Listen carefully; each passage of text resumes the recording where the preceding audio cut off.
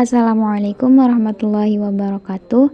Kami dari kelompok 9 akan menjelaskan materi tentang alat pencernaan babi.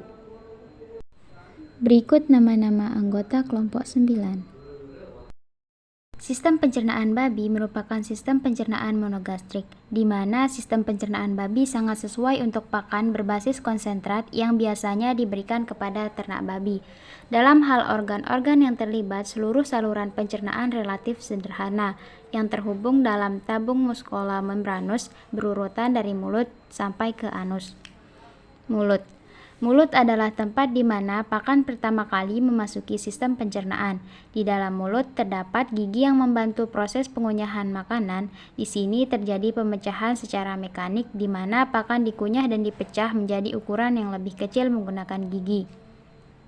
Air ludah atau saliva yang diproduksi dalam mulut berfungsi melunakkan dan melembabkan pakan. Saliva juga mengandung enzim amilase yang membantu melumatkan makanan sebelum masuk ke kerongkongan atau esofagus.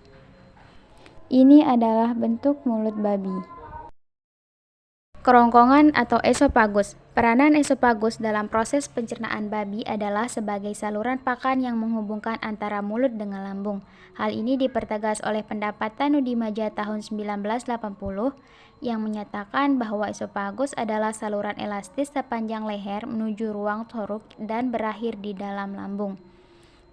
Kontraksi otot mendorong makanan ke lambung untuk diproses ke tahap selanjutnya. Kontraksi otot pada kerongkongan yang menyebabkan terdorongnya makanan ke lambung. Di bagian akhir pada kerongkongan terdapat bagian kutub yang disebut cardiac valve yang mencegah kembalinya makanan yang sudah sampai pada organ lambung. Lambung. Di dalam lambung babi terdapat asam klorida yang dikeluarkan oleh sel-sel dinding lambung. Asam klorida tersebut membantu mempermudah pemecahan nutrien. Lambung berfungsi untuk menyimpan makanan dan isinya yang telah disterilisasi kemudian dipindahkan ke usus halus. Anatomi saluran pencernaan diketahui bahwa bahan makanan akan mengalami proses enzimatis di dalam lambung sebelum mengalami proses fermentasi oleh mikroorganisme. Tempat di mana asam klorida atau HCl yang dikeluarkan oleh sel-sel di dinding lambung. Usus halus. Usus halus merupakan tempat utama penyerapan nutrien dan usus halus terbagi menjadi 3 bagian. Bagian duodenum kira-kira sepanjang 12 inci dan merupakan bagian dari usus halus, di mana sebagai tempat bermuaranya saluran kelenjar dari pankreas dan hati atau empedu.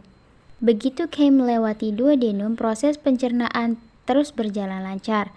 Setelah meninggalkan duodenum, Kay memasuki bagian tengah usus halus yaitu jejunum.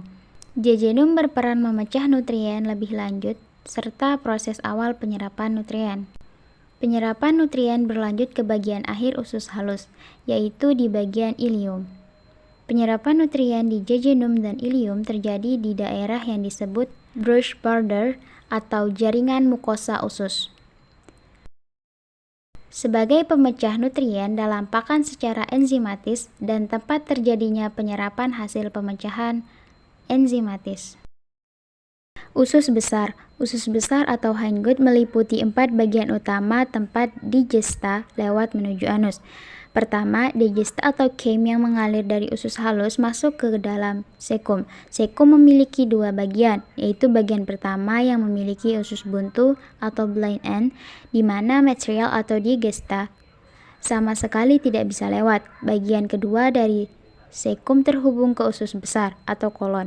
Selanjutnya digesta dibawa ke rektum dan anus di mana sisa digesta diekskresikan. Selama di dalam usus besar, sebagian besar air diserap dan digesta dikondensasi menjadi semi padat dan dikeluarkan melalui rektum, seterusnya dibuang melalui anus.